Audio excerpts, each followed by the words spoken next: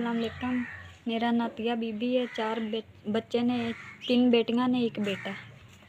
आमंद मेरा मेहनत मजदूरी वाला ते कदी दिहाड़ लगदी है कदी नहीं लगदी। किसी दे मकाना च रहिंदी सी, बारिश होने की वजह तो मकान ढह पिया ते मैं अपने माँ बाप को आई हाँ। 3 महीने हो गए ने ते उन्हां कोल रहिंदी हाँ।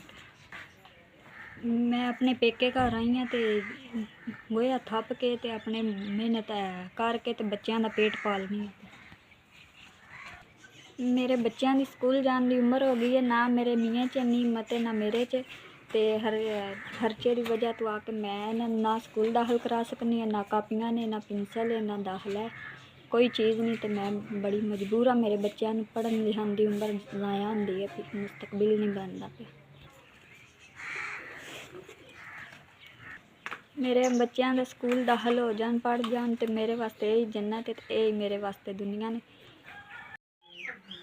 1 2 3 4 5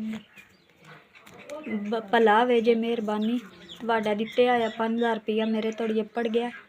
मेरे बच्चे स्कूल टुर जाते, दाखिल हो जाते, यूनीफार्म आ जाते ने, बूट आ जाते, कापियाँ पेंसिल बस्ते आ जाते। मेहरबानी भला वे जे, अल्लाह पाक चोखा दे जे, जिंदगी तंदरुस्ती दे जे। मेरे मियाँ जी भी आनी को नहीं बई है जड़ा कम काज बई जड़ा मैं बच्चे अपने दाखिल करा सका स्कूल, यूनीफार्म लै दे, भला होवे जे।